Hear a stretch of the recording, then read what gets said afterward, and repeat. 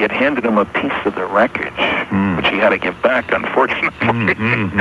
So we know that there are probably other military guys who have little pieces of hot stuff, if you will. And one of the reason I'm here in Roswell... Are you right in the museum right now? No, I was there yesterday, and I'll be there later this afternoon. They don't open until 1 o'clock. But what I'm here with a guy named Gary Beebe, who makes outstanding television documentaries. I've seen 2 of them, and they're just incredible. No fiction. He did one on the assassination of Abraham Lincoln. It's a real knockout, and he did one on Pearl Harbor. And so he wants his next project to be the Roswell story, if you will. And because I have been at this longer and harder than anybody else, he wants to work with me. On the Lincoln thing, he worked with a Dr. Henjit, I think his name is, who is the world's foremost authority on the Lincoln assassination. And because you don't want to start cold on these things, you know. Yeah. So we talked to the newspaper this morning. We're throwing out our net to grab any more witnesses. And we're talking about filming maybe in April to be on the air next fall for A&E or Discovery Channel, you know, respectable places. Incidentally, you're going to be in Lawrence November the 20th. Right, this Saturday night at the Harmony Hall, 10 East 9th Street at 8 p.m. That'll be presenting my illustrated lecture, Flying Saucers Are Real. Tickets at the door. I will have copies of some of my papers and some books to sign and so forth. That's in Lawrence, which is what, an hour's drive west of Kansas? Yeah, maybe not that far. Okay, so it's not that big a deal. But that's Saturday night. And there will be a question and answer session afterward. And of course, if there are any witnesses listening, especially to crash saucers in New Mexico, I'd like to hear about that. And we won't use witness names without permission. You know, you said that you found this kid here in Missouri somewhere who said he was there as a kid. Did that ever work out, or was that a hoax or what? Yes and no. The simple answer. He was a kid at the time, almost 6 years old. And his claim was that he had heard the second running of the Unsolved Mysteries program and said it wasn't quite right. He was at the second crash site about 160 miles west of the Corona site. We already had stories on that, but nobody who was there and live at the time, are still alive. And he told a fascinating story, much of which did check out. He was viciously attacked, and he admitted then later on that he had faked a phone bill to show that his conversation with one of the investigators was only half as long as that guy claimed it was, hoping the guy would go for it, and then he'd show that he was careless. But you can make a case for that whole story without him. However, I should add, he passed a polygraph examination. We flew him out to the area, and he had already described, made a drawing of what the area looked like. This is in a remote, very remote area of New Mexico. And it looked just like that when we got there. Even the windmill was where he said it would be. We talked to 2 local women whom none of us had ever met before, out in the boondocks, most gracious people, and he correctly described the woman who'd sold the family soda pop at a little store that hadn't been there for years, and they immediately recognized that person. He correctly identified which of the places in town had been the store, although that wasn't obvious either.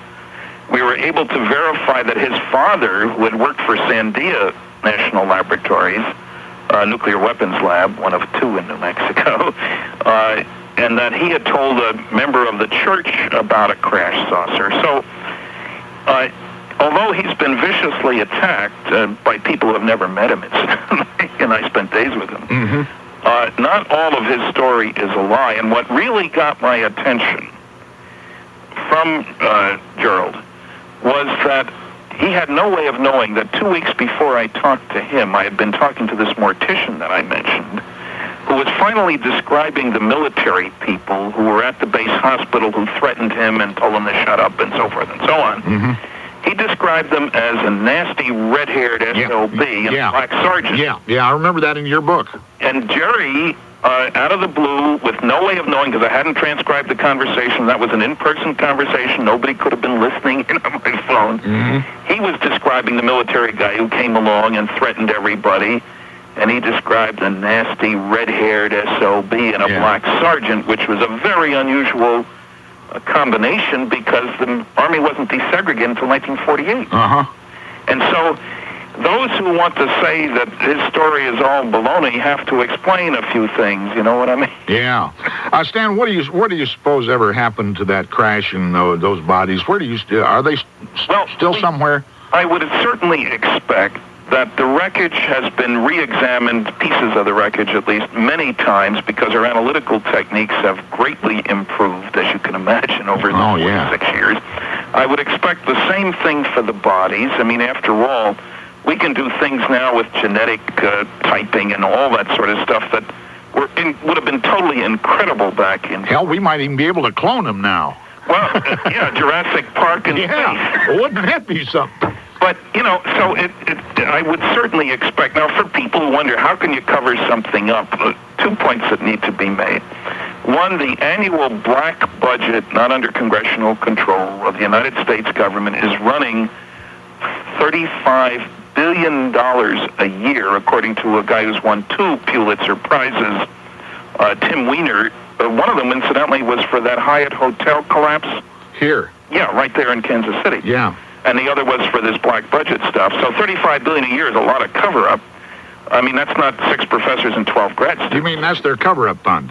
Yeah, that's the money that isn't even under congressional control. That's not the classified white budget where you know that Sandia exists. Sandia National Laboratory, and its annual budget is $1.2 billion. Nuclear weapons lab. That's not a black budget. The work is classified, but the existence of the project isn't.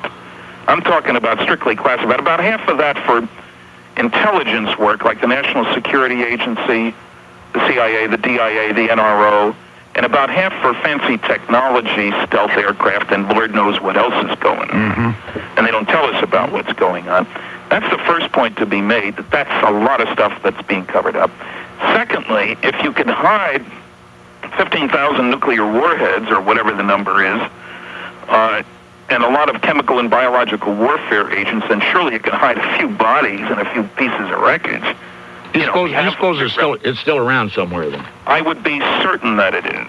Why haven't we ever seen... Why haven't the stories I've heard and you have of the pictures, the tremendous amount of photographs that were taken there, why haven't any of those ever leaked out?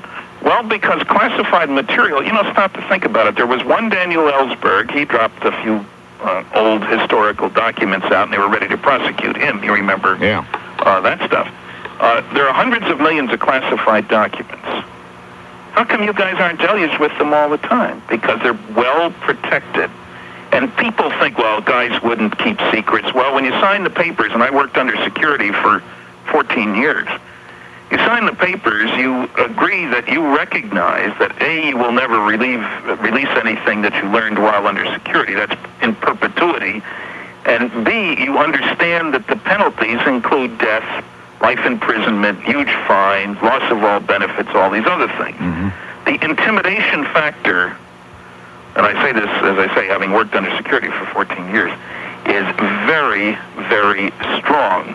And I should add, too, that often when I'm in your area, I stop at the Truman Library and the Eisenhower Library out in Abilene there, Truman and Independence. I've spent hundreds of hours between the two of those places. And a lot of people think, well, old stuff, and Roswell happened in 47, that's 46 years ago, is automatically declassified. That's nonsense. To give you an example, half of the file at the Truman Library from the CIA's Psychological Strategy Board, whose existence ended in 1953. That's 40 years ago. Half of that file is still classified after being reviewed just a couple of years back. At the Eisenhower Library, 50,000 pages of the 250,000 from the National Security Council are still classified. Now, people say, why don't you go after more modern stuff? The Nixon National Security Council files, according to an archivist, number 1.2 million pages. None have been classification reviewed. The Carter files are only 1 million pages. When I talked to those archives last year, they said, well, they expect to start looking at that from a declassification viewpoint in 15 or 20 years. And he went out of office 13 years ago. So there's an awful lot of stuff out there. And there's no question. Well, as a matter of fact, to illustrate this, I'd be happy to offer free anybody who sends me a self-addressed stamped envelope a 990-word article on UFOs, the Cosmic Watergate, which includes quotes from 6 of the most important documents, government documents, proving that there is indeed a cover-up. I'd like to see that myself. All right. Well, let me give out an address and everybody, and we'll get an address from you later. Yeah. Okay, let me do a break. We'll come back. I want to get that address when we come back, okay? Okay, good. Okay, Stanton Friedman, crash at Corona, and the world's foremost UFO investigator, nuclear physicist, on the line here from Roswell. Isn't this just too good? It's Rockport Week at Steve's Shoes, and that means something really special for you. You already know these are the world's most honored and finest shoes, and the Steve's has a huge selection of Rockports, but do you know how many styles and sizes they have? They have millions of them. Oh, right now during Rockport Week, they've got a beautiful free for you 5-foot-long stadium blanket. And this free Black Watch plaid blanket will keep your tootsies warm and all over your body. You put this on, and you're going to be warm, and you get it for nothing. It's gorgeous, too. Rockports make your feet feel so good. Walking shoes and dress shoes and casuals and pumps and Gore-Tex hikers, it doesn't matter. Rockport has the famous walk support system built into every one of these shoes, and wait till you see their new ones for winter. Brand new. Just in, and all they're... Man, oh man, if you've never owned a pair of the world's finest shoe, make sure you get out to a Steve's and get yourself a pair or two, because that's what you do. You get it one pair and then you get a 2 or 3. And remember what I'm telling you, you get a free stadium blanket with every pair of regular price Rockports only at your nearest Steve's. And they're in every major mall all over town, and you tell them I sent you. Stanton T. Friedman, nuclear physicist, lecturer, movie maker, author, everything. Well, how do you sum you all up here, Stan? Oh, dear. Just a nuclear physicist, lecturer, communications type, whatever. Did you know Kehoe and Frank Edwards and those guys? Yes. As a matter of fact, it was Frank Edwards, who was a radio newsman, of course. Yeah. I had gotten to know him when I lived in Indianapolis. Yeah, me too. I was over there then, too. Ah, right, in the 60s. Yep, in the 60s, and Frank sent me a copy of, I had moved to Pittsburgh, and he had done a lot of PR stuff there for his new book, Flying Saucer Serious Business, which was a bestseller. And I called Frank, and I said, okay, I've read the book, it's time I did something. Got any suggestions? He gave me some names, including somebody to call at a talk show, big talk show, KDKA Pittsburgh, the old Mike Levine show. Yeah. And I called, and they said, don't call us, we'll call you. Well, wasn't too long later, they had a guest cancel about 20 to 7. And I got a call and said, could you be here? I live near the station. That was my first breakthrough radio station. And that led to a lot of chicken and pea circuit lectures. I was working for Westinghouse, nuclear rockets that made you gold-plated in that town, as you know. And that led to a lot of other lectures. And when the bottom fell out of the advanced nuclear and space systems business in 1970, I went full-time speaking. You know, here I am, 600 colleges, 100 professional groups later, and still ticking, as they say. Yeah. What's your number for this stuff? Okay. First, let me give you the address. If anybody wants a copy of that free UFO Cosmic Watergate thing, send a self-addressed stamp, number 10 envelope, to Stan Friedman or just UFO.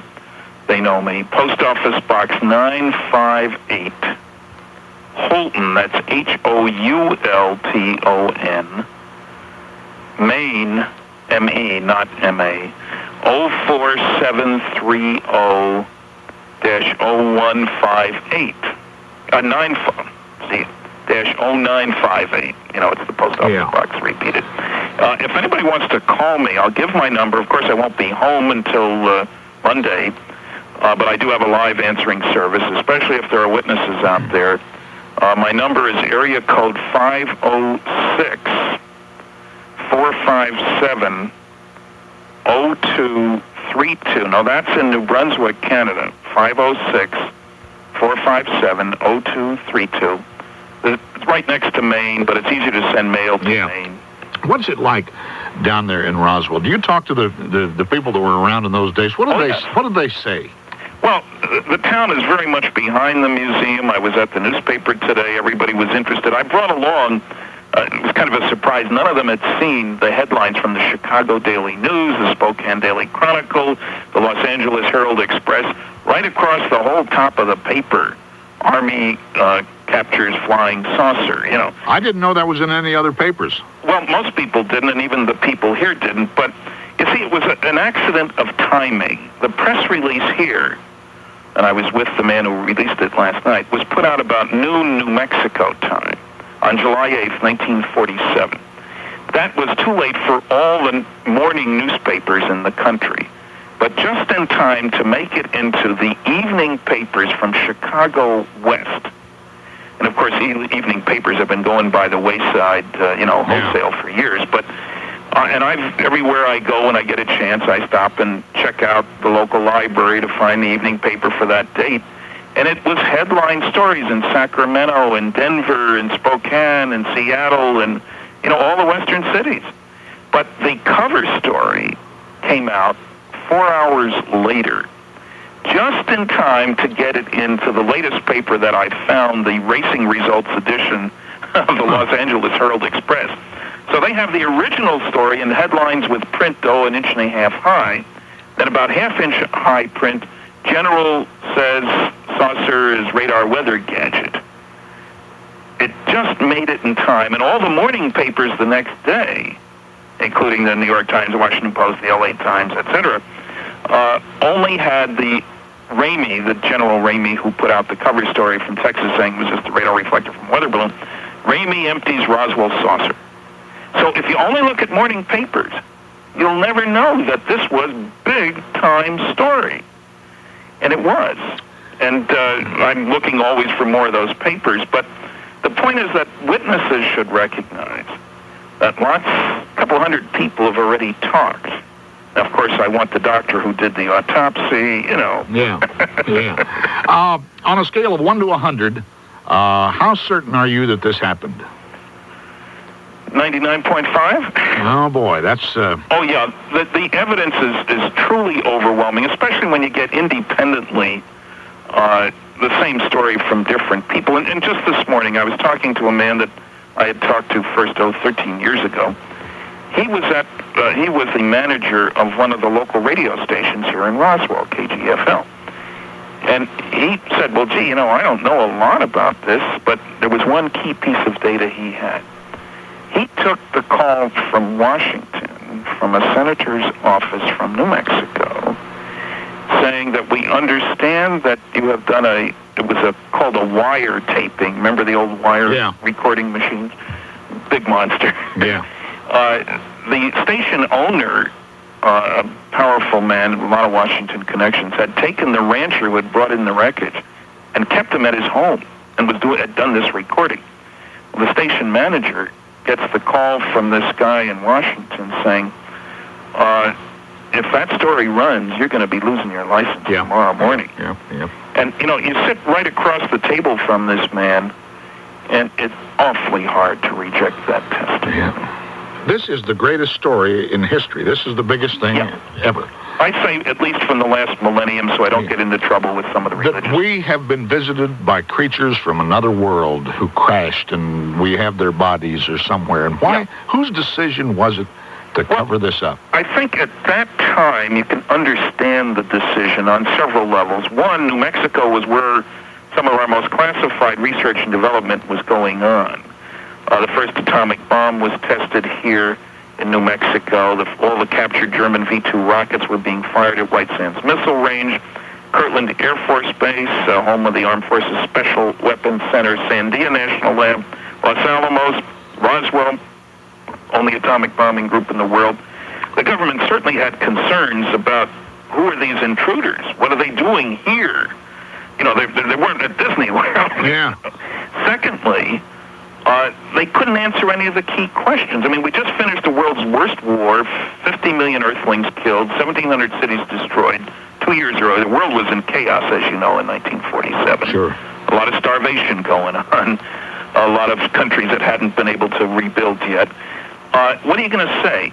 Oh, we thought you'd like to know that there are alien intruders flying over our airspace. We can't do a darn thing about it. We don't know what they want. We don't know where they're from.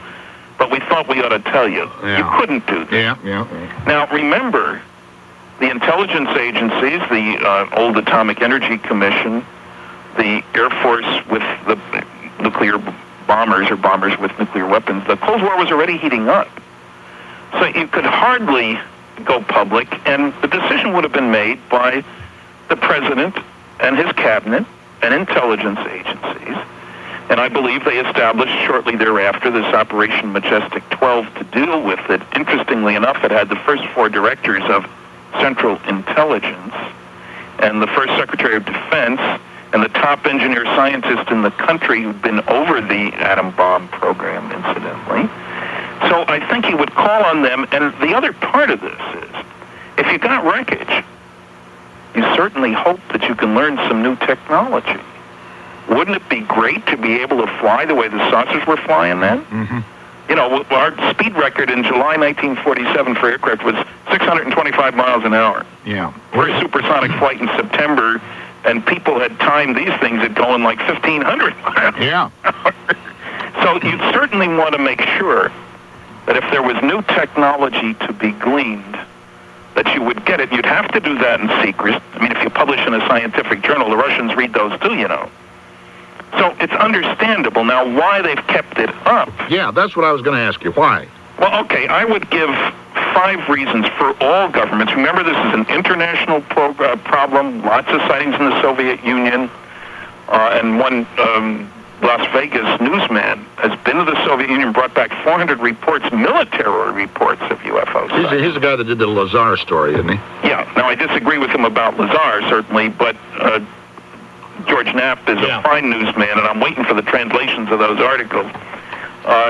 Anyway, 5 major reasons. 1, you want to figure out how the darn things work. You set up your secret project. Rule number 1 for security, you can't tell your friends without telling your enemies. They listen to the radio, too, after all. Mm-hmm. Read the newspaper. Second problem, the other side of that very same coin. What if the other guy figures out how they work before you do? How do you defend against them? You don't want him to know you know he knows. You think we're able to figure out how they would work? Well, I think we've learned bits and pieces of useful information. I don't think we've duplicated the propulsion system. It's like us taking a television back 200 years ago and saying, now figure out how to work this. Yeah, I mean, you'd know how to turn it on if you had power, but you wouldn't have power, so you wouldn't know anything. So you wouldn't have anything there. Let me give the third reason, the political difficulty. If an announcement were to be made that indeed some UFOs are alien spacecraft, what would happen? Well, we can imagine church attendance, mental hospital admissions would go up, stock market would go down. But I think the biggest thing that would happen, based on over 600 college lectures, is that the younger generation, which was never alive when there wasn't a space program, would immediately push for a new view of ourselves instead of as Peruvians, Americans, Chinese, Ghanaians, whatever, as Earthlings.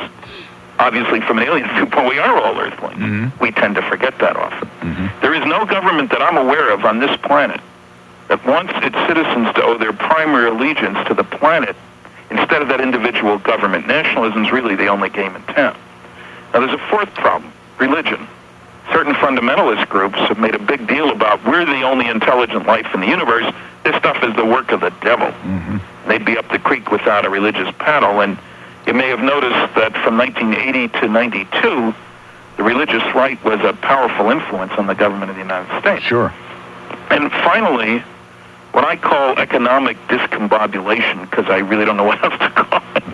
If an announcement were to be made, no matter how carefully, many people would expect that, hey, these guys are more advanced than we are. Surely we will soon have new methods of energy production, ground transport, air transport, communications, computers, agriculture, medicine. Boy, does that create uncertainty on the stock market. Mm-hmm. Who are going to be the winners? And just look in Eastern Europe, for those people who think it's easy to make a major transition economically, we're having a terrible time. But you know, if somebody does know, and they know all this, and they do know what it is, and we don't know exactly what it is, this could be an evil event here that has been in the works. We don't know what they're up to, or well, yeah, you know, one thing you can ask, of course, is what does the government know that's so terrible that they can't tell us? And my answer to that is, hey, if this is a government of, by, and for the people, then we have to have some say in how they respond, no matter how terrible it is. Yeah. Otherwise, let us know. A democracy. Well, Stan, let me do another break here, okay? Okay. Be right back with Stanton Friedman, 5767681. If you want to jump in here with us, we'll be back, take some calls. Stanton Friedman on here with us another 15 or so minutes. Nothing makes you feel better than wearing great new clothes. You guys that haven't been out and buy yourself a new pair of pants in a long time, because you get frightened when you get out there in those stores, and it's no fun. But if you go down to Michael's at 1830 Main with my old friends down there, oh, you're just going to sit down and relax and watch a ball game on TV or whatever you want to do, and have a pop or a coffee, and look at all the things that they have you've never seen. They fit everybody. Athletic cuts. They have generous sizes if you're a generous-sized man, if you tend toward corpulence. And while you're in Michael's, check out their new selections for winter that are all in. The ties will just knock you out. These are the ties, the Looney Tunes and the Superman ties. And they have the very, very best of these. And if you need shoes, they have Cole Haans and Florsheim's and Johnson and Murphy. And if you need anything from the man, hats, Stetsons. Saw Grigsby the other day. He was in here, and he had a Stetson on. And he got it down at Michael's. And they have the best service, selection, and sizes in Kansas City. Michael's located 1830 Main. Now, if you're going to be doing some shopping for you-know-what coming up here, make sure that Michael's is on your list. 1830 Main. Best men's clothing store there is. The best men's clothing store that ever was. And when you get in there, you tell them Murphy sent you. Okay, now Stan Friedman's going to be in Lawrence. This Saturday night, Stan? This Saturday night, the 20th, at 8 p.m. at Harmony Hall. How do they get in there to see you? What? How do they get tickets? Well, they can buy them at the door, or they can call the man who's sponsoring the program, Gil Bavell, at 913-842-6781. How many will you have? How many turn up for these things? Well, it varies. I've talked to as many as 2,000. I understand the hall seats less than 200, so I guess limited seating is an appropriate comment. All right. Well, let me get a call here for you. Sure. Let's go to Bill here. Bill? Yes, hello. Hello.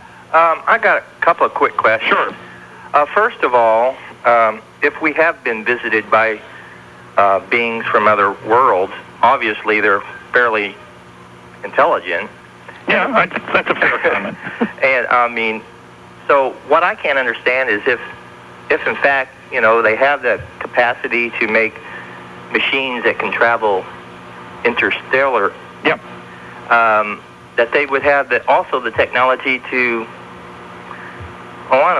communicate with us, really. Well, okay, you're certainly right about that. The question is, of course, in the first place, we don't know that they haven't. Yeah. There are all kinds of stories about that, none of which I've been able to verify.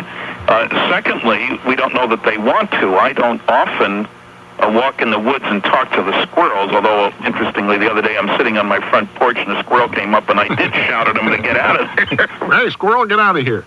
Yeah, what I'm saying is, clearly they're here for some other purpose than to say, hello down there, how you doing? Yeah. Who's going to serve me a beer next week? Yeah. Or is it impossible for them to, would it be like we trying to talk to a blade of grass or something? Well, in the abduction cases, it's clear that Earthlings are treated like specimens is the only good word I can think of. Like the psych prof with the rats in the lab mazes kind of thing. And, they're not treated as equals. If they were 1 million years ahead of us, or 2 million, or 10 million, that could be the case, couldn't it? Yeah. Oh, yeah. Well, there's stars out there that are 5 billion years older than the sun. That was billion with a B. So, especially when you take into account Friedman's law, namely that technological progress comes from doing things differently in an unpredictable way. Yeah. They're going to know some things that we haven't even dreamed about. All right. Let's go to Larry here for you. Larry? Hello, Michael. Hello, Larry. Hey, good program today, guys. Yes, sir. Say, I just got a question for Stan. Yeah. Back in the early 1950s, my uncle subscribed to a man's magazine called Argosy. Yeah. And in one of those issues, right on the front of it was a picture of this crash at Roswell. And it even showed like an artist's conception of the beings. I think that was probably the crash described in Frank Scully's book, which did make some noise, and that was in Aztec, New Mexico, 300 miles away. Okay, but there was an article in this Argosy magazine, and for several years, I kept track of the magazine, and now I've lost it. Have you ever seen the magazine? Well, I used to see Argosy, yeah. They had a lot of articles about UFOs. Okay, I didn't know whether you've seen that particular one or not. Yeah, I think I did. And like I say, Roswell was pushed aside by Frank Scully's story about Aztec. Scully was a Hollywood reporter and a very straight kind of guy, except that he apparently was taken in by a guy named Newton, who told about the crash saucer and the bodies and so forth, and who was a con man who left a trail of lawsuits like you wouldn't believe. He sold a doodle bug for finding oil and got an awful lot of attention. There's a whole long paper. This will be on the list that I sent people. Well, I think I'll send it for, because that's what first got me interested in UFOs, was that particular magazine. True. Argosy and Saga and True and... Yeah, a lot of those men's magazines were one of the few places you could publish stuff about flying saucers. Thanks, Larry. Well, thank you, Mike. What became of our Mars probe, do you think? Well, I don't know, but I certainly don't buy the notion that NASA, wiped the slate clean because they didn't want to show us the pictures of the monuments of Mars for this reason. Not because I don't think NASA would hold things back, but they first had to circularize the orbit, which would take about 3 months. Then they were going to take the low-resolution photographs, then the high-resolution photographs, presumably including the so-called Monument of Mars and the pyramids and all that stuff. No way in the world would NASA risk $1 billion worth of egg on the face at that point in time. They would have triumphed, we did it again, a great mission, and you forget all the failures now, guys. And then later on, when it came time, something might go wrong. So the conspiracy notion, and obviously I do talk about cosmic Watergate, but in this case, I think that's poppycock. You think it didn't go on then? Or well, I think that, either probably that it blew up because it was at the pressurization point in time. And this has happened, people tend to forget the failures, as I say, when you see the successes. We've had a lot of failures, not just Challenger, and clearly NASA is in tough budget troubles, as you know. They even canceled the silly effort to investigate, SETI, search for extraterrestrial intelligence. Yeah. $100 million over 10 years, that was even canceled. I hadn't heard that. Oh yeah, it was canceled back in October, and Carl Sagan has yelled and screamed and complained, but it was a joint House-Senate committee that put the kibosh on it. And much as I'm for the notion of finding out about extraterrestrial intelligence, that particular program was, as far as I was concerned, poor science, simply because it was based on a whole host of untenable assumptions, and it totally ignored the enormous amount of evidence we do have about extraterrestrial intelligence coming here. Why worry about what's out there? Talk to the guys who are coming here. All right. Let's get Mickey here. Mickey? Yeah. Back in the mid-'60s, I was attending the Colorado Institute of Art in Denver, and I had a classmate whose name was Robert Flock, and he claimed his mother was one of the bunch of people that originally found the crashed saucer there in Clovis. They were originally from Clovis. I don't know if anybody ever talked to those people or not. What was the last name? Flock. I don't know if it was with an H or a K at the end. Well, P-F-L-O-C? F-L-O-C, H or K. Oh, in Clovis? Yeah. And Robert? Yeah, that was his first name. I don't know what his mother's name was at all. Well, it gives me something to check on. Fortunately, New Mexico is a one-area code state. So if you got an unusual enough name, you can usually find people. Yeah, I don't know whether he was just boasting or... Well, I'll tell you, one of the things that happened in 1989 when the Unsolved Mysteries program ran, it ranked 12th for the week, so it was seen of 27 million people. All kinds of people called in. And it was amazing how many people had heard bits and pieces of the story from a cousin, a brother, an uncle, a neighbor, and quietly. Yeah. People saying, I can't tell you, you can't talk about this, but yeah, it happened. And I was there, or I know somebody who was there, or somebody I totally trust was there, second, third, fourth hand, and some first hand as well. So it wouldn't surprise me at all and I appreciate the lead. Yeah. Well, I was thinking, this was back in the mid-'60s, and it wasn't all that well known then. Oh, it wasn't known at all. I mean, the stories appeared in the paper on July 8, 47. Nothing more public, really, until 1980, when the book The Roswell Incident came out. Or actually, I'll go back one step. In 1979, when my movie UFOs Are Real came out, we had an interview with Major Marcel, one of the key players. But at that time, we talked to 22 people, and now it's well over 220. Listen, I need to do another break here. Thanks for your call, Mickey. Yeah. Okay, and Stan, I'll be right back with you. We'll be back here with Stanton Friedman and take, we can, another call or two. I have the best product that ever was advertised, that you ever heard about, that you're ever going to own at the Easy Living Store. It's the Sun Twin Zone Furnace. And again, this year, we started this last year, and you flocked in there by the thousands and bought this most amazing product that you can heat a basement or a bedroom or a sitting room or a kitchen or whatever it is, and roll it from room to room. It comes on casters. And in a field test by an independent engineering company, the Sun Twin Total Home Heating System used 38% less energy than a conventional furnace system. It is safe. Infrared lamps and an advanced heat exchanger are the key to its efficient operation. You turn it on, and that blower comes on this thing, and you have a room like this that I'm in here, whatever it is that you want downstairs, and in 15, 20, 30 minutes, it is warm as toast, and I'm talking about a cold room that's in the 40s. And you got it right up in the 70s with this amazing Sun Twin Zone Furnace at the Easy Living Store. The only place you can buy this. And if you're out of the area code is 913. Give them a call, 631-5400. With my friend Jan Moore out there, the Easy Living Store, 7729 Quivira Road in Lenexa. They're open Monday through Saturday, or ask for Cindy or Pam. You tell them that Murphy sent you, and get out there as soon as you can, because as fast as they get them in, then they buy them out. So give them a call, say, how many of you got them? Had a lady call here the other day, bought 2. The best product you're ever going to have, 7729 Quivira Road, the Easy Living Store, or give them a call at 631-5400. It's Boss Radio with John Boss. Weekday mornings only on KCMO, Kansas City. KCMO Radio